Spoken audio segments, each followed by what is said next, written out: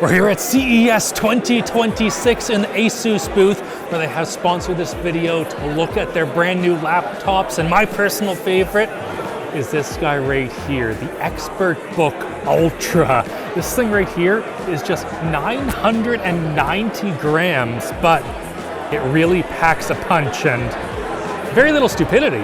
For instance, this thing is just 10.9 millimeters thick, but we have a full-size USB Type-A, Thunderbolt 4 on the other side. Look at that!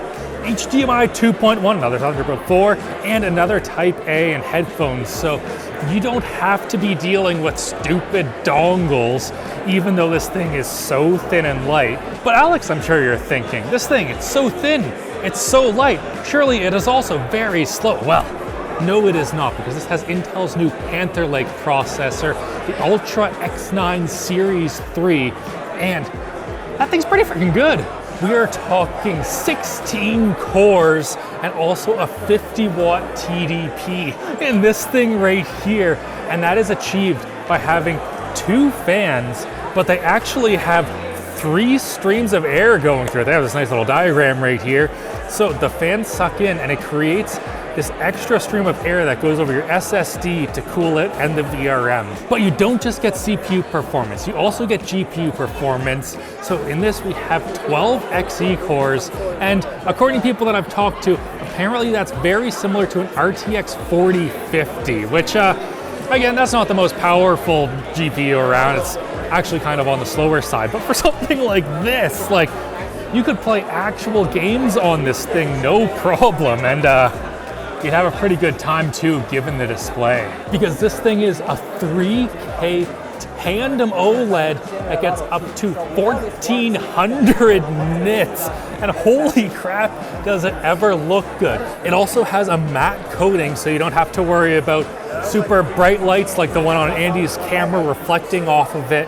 And it just looks freaking fantastic. Oh, and also it's 120 hertz, so your games actually will be pretty great. It also is NIST SP 800-193 certified, which means that if you are going to be doing government security things, or you want to make sure that all of your data is safe, this will do it. It also has dual BIOS, so if one of them gets corrupted, you don't have to worry about it. And the SSD is encrypted, and also it's really expensive. We don't have exact pricing yet, but I do know that it's going to be the sort of thing that you want your boss to buy for you, not you buy for yourself. But man, it is so nice. Oh yeah, and it has like a special ceramic coating on the back so that you don't get a bunch of fingerprints. I am so sweaty right now, look at that, it's great. But what happens if you're looking for a laptop that's just a tiny bit bigger and quite a bit faster and also looks like a GoPro? Well, they have it right here with the PX13. Now this guy is sporting AMD's Strix Halo AI Max Plus 395. So, silly name, but literally the best CPU that you can get, because it has so much graphical performance. Like, this thing is about the same as a 4060, but you can dedicate up to 96 gigabytes of VRAM just to that GPU. Because of that RAM flexibility, this thing is a monster for creators and people that like doing CAD, which is why they have partnered with GoPro to make it look just a little bit fancy, and also you get a dedicated GoPro button that brings up the whole GoPro studio. Yeah, there we go. The GoPro edition also comes with this carrying case right here, and it also comes with only 128 gigabytes of RAM as an option. So you might want to get the non-GoPro version if you feel like saving a little bit of money. Ah yes, this is the non-GoPro version right here. The non-GoPro version has just a very nice clean back and also the same exceptional display. This thing is 500 nits, OLED, 3K, and only 60 hertz. It is a touchscreen though, which I really appreciate. Maybe you're not looking for a laptop though, and instead want a tablet. And the engineers over at Asus have been working tirelessly, day and night, to come up with the next tablet innovation, and they have achieved that with this right here, the Bulge. Pen storage is always a huge issue, so in their kickstand they have integrated a little magnet holder for the pen, so you can just stick it right like that, boom, Bulge, you're good. You certainly won't want to lose this pen either. This is their new Asus Pen 3.0, and it has a haptic engine inside of it that vibrates some little motors, so it feels like that you are writing on actual paper. And this one's an engineering sample, so it's not really giving me the full experience. What is working right now, though, is the display on this, and holy frig does it ever look good. This thing right here is a 3K resolution, 144 Hertz, OLED, and 1000 nits peak brightness. For a tablet especially, how the heck did they manage that in this tiny little thing? Screens are so friggin' good now. To power this little tablet, we have the new Snapdragon X2 Elite processor, which has 18 cores, and apparently it is quite a bit quicker. How much?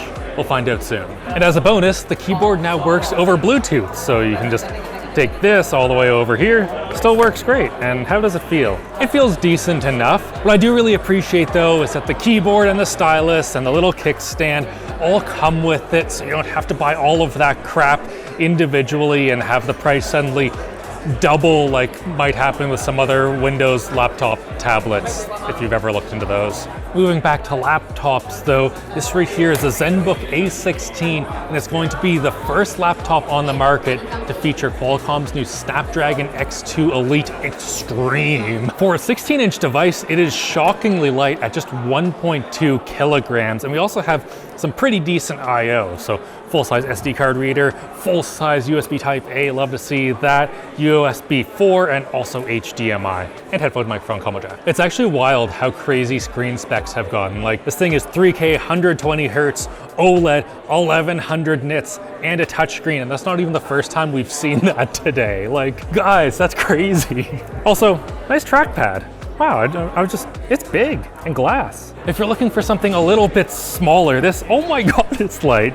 Like, I just read the spec sheet, I know it's 990 grams, but like, you feel that in your hands and it's pretty wild. This is also powered by another Snapdragon X2 Elite processor, so 18 cores, but not quite as fast as the ones in the Extreme version and the 16. And also we have the aluminum coating for both of these, which means even if I'm as sweaty as I am right now, like trade show spec, I'm barely fingerprinting this right here. It looks really nice.